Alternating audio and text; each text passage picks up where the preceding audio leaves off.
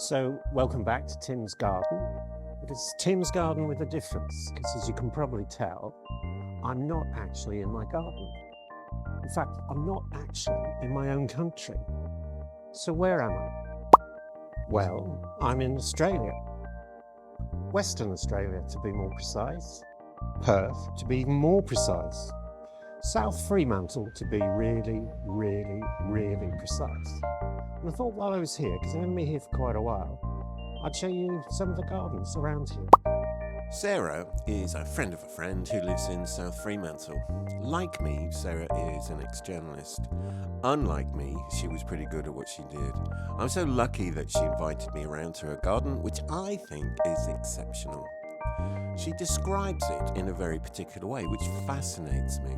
I'm going to hold that back until the end of the video because Sarah has such a different way of looking at a garden. I think I know what Sarah is trying to do. I'll be interested to know if you agree.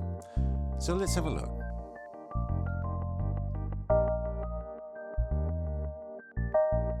So now this is all just grown like topsy. It was never planned to look like a jungle. But it's evolved into a jungle. This is lemongrass. Ah, yes. Which is really good when I do finally make my Thai curries. And these, believe it or not, I just want to say, these are called miniature guavas. And I never knew for about 10 years that you could actually eat them. Okay. And a friend of mine came down and said, "Oh, look, you've got miniature guavas." And they were covered in them. Bloody delicious. They're really lovely. And then this is another little way, and I've got a little grotto that goes down here and made with red river rocks, and they're heavy as.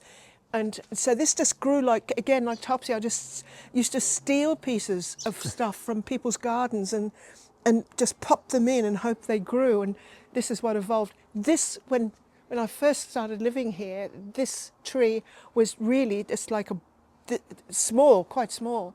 And it's evolved, and it's a native, and birds absolutely love it. So it's covered in birds most in the mornings. And so there's another area that goes down there that leads down to the shed, le shed as I call it. So all of these things have just grown. I actually moved these things, believe it or not. I moved these huge, great rocks. Wow. Slabs. Honest to God, I don't know how I did it. I couldn't do it now, but. So then we come down here, this is going to be, so I have to keep all this reasonably pruned, but I quite like the wild bushiness of it. This is another little room down here. I call them a little room. This is a little room down here that if you walk through, you find little things, like I found this on the side of the road. Show me. See that strange Wow. It's a very weird and quite but I quite like him in there, and the hands are up there, sort of. Yeah. Let me out. So you're driving along. You see that? You I say, did. I'm having. I that. did. I stopped the car and I said, "I'm having that." It was on the side of the road, so I've got him hanging there. He's actually quite weird looking at night. I've got a light that shines on him at night, so that when you walk down, it's a bit odd. So all of these are pieces that I've stolen from people's gardens, really. I see. This too, I found that on the side of the road. Had no idea what it was for, but I quite liked it. This guy, I got 3 of the terracotta warriors, that as you know in China. I've got 3 of them dotted around. Now this is a solar light, and it's not paper, but at night that's a really lovely... There's a lot of solar lights in here, by the way, Where Tim. did you say you got these? IKEA. So you got that from IKEA? All of these are from IKEA. That's amazing. You could use them in England. Do you have a garden in England? I certainly do. Do you? Well, it's not. Doesn't look anything like this. I'll tell you that. Oh, toilet. Now you see those old dunnies. That's what they're called. The old dunnies. You cannot knock them down. It's illegal to knock them down. You'll get fined. And I mean, it's a bloody toilet. You know, it'd be different if it was something special. You know, from. I like it. I know, but it really is. It's brick with stuff, and I painted it this colour so that at least it didn't look too. Anyway, so all these little bits and bobs. You see, things. Look at this frog. He's got 2 friends holding water, and I just saw that on the side of the road and thought, Yeah, I'll put that in this pond that I also got on the side of the road. Yeah. These, I bought some of these stuff, but then I've made another little pathway coming through there, and I'm going to put lights through there. I don't know why. Gorgeous. And look at him. I mean, honest to God, his tail wobbles. It's just amazing. and he's great. I wake up in the morning, because my bed is right there. Okay. I wake up in the morning, and the first thing I see, because it's quite light, is I see all of this with lights on, and it's, I have to say, there's a real moment of peace. I wake up to that or the next garden down. Yeah. So then we come through here, and again, this is all stuff that I've sort of collected. Somebody gave me that, because why not? And these I collect on the side of the... I just collect all these things. And as you can see, my mother got that somewhere in Solomon's, this fish, and I've collected, I've kept him when she died, but I collect all this stuff. But I think, you know, I think he's almost ready to go. But that's from my mum, and my mum bought that in Hong Kong on a trip, and I inherited that. My sister didn't want it. Okay. And so, yes, it comes down here. So here's my other two little gadgets, Guan Yin, and he's looking after her. So, and I've put all these ferns in, actually, because I decided to make this into a fernery so you don't have to do anything. And I don't have to do anything to them at all.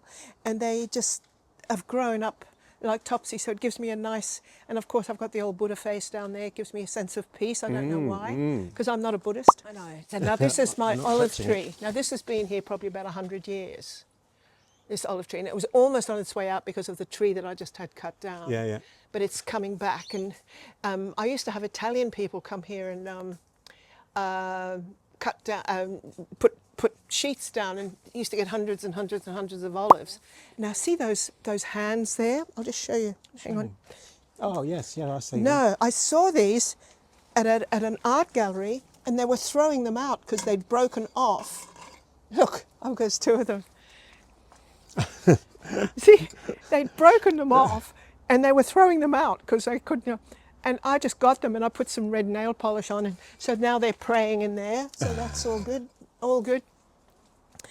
This is just boring, really, but I'm trying to keep this alive enough so that I'm going to pop it in the ground. And what I love is, see those things that are hanging? Yeah. For some reason, those green things, they really fascinate me, because you put them in this much soil and they end up like that. See them? I mean, Yeah. don't you think that's quite... I do, I love it. And as you can see, I collect masks. You do. And there's some more up there. I collect masks. Some of them are quite unpleasant in some ways, but each one of them, they come from all different places. That one's from Papua New Guinea, even though it looks like Africa.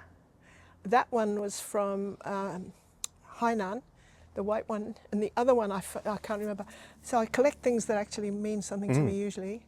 The other one, I don't know where I got that from, but This is beautiful. now this is obviously from India, metal, Yeah. brass, and I just got it again from this shop in Fremantle, and they sell everything India. And this was going out on special because it's got a tiny hole in the bottom, and the water, because normally they sit there with just clear water on them.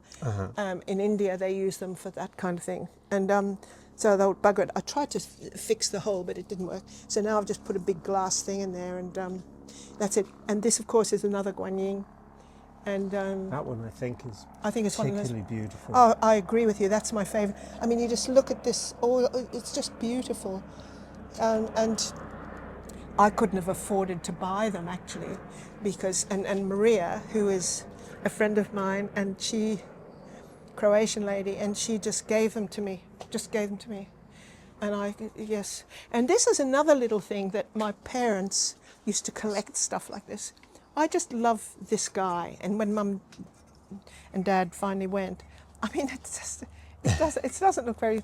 It had something there, but I can't remember what it was. I think he had a dog, but I can't remember. But I just like him. And it's, you know, so that's an Australian sort of... So Australian. Swagman, yes, yeah. He's a swagman. And I have a suspicion that might have been his dog. And this you can't see. But this guy, this little elephant here, right? Sri Lanka. We got him, and he's a puppet, actually. He pulls strings and he's a puppet. And we got him probably about 40 years ago, Stephen and I, and we bought him in Sri Lanka, and I really like him. This is something I made, and as you can see, I had to make it. I'm so untalented in anything artistic. It's frightening. I even can't believe it myself how bad. And this is supposed to be a nice bowl, and that's it came out like that. So I thought I better do something with it. So I wrote in Chinese with a penknife, happiness, that's happiness. So Sarah, thank you so much for showing me your remarkable garden. It's not that remarkable. I'm not being. I'm not just being. Anything like it. Not being, no, it's almost like full of things rather than plants. You know, it's a garden of things, really. Yeah. The plants are just sort of a backdrop for the things. Yeah, I like it. Do you know what I mean? I like it. That's how I feel it. The greenery is a backdrop for the things I collect. So that's just how I look at it. Amazing. Thanks again. That's okay. Thank you. And thank you for coming, Tim, and playing with your gadgets, because I love them. So I think you'll agree that's a pretty cool garden. So thanks an awful lot to Sarah for showing us around. Okay, this week's one cool thing. And I thought I'd show you a bit more about South Rio, because everyone who comes to this area, they always talk about Fremantle. Fremantle is really cool. But South Rio, as the locals call it, is one of the coolest places I've ever been. Look at this beach. It's called South Beach, or locally Dog Beach. That's the Indian Ocean. Beautiful foliage, indigenous trees, and then there's the houses. Great coffee. Superb food. This is a tasting menu for a long table event at my favourite bar in the world, Wild in the Street. Go there. Okay, I've got one more Aussie garden to walk you around before I head back to the nightmare of my own garden back home. Catch you next time.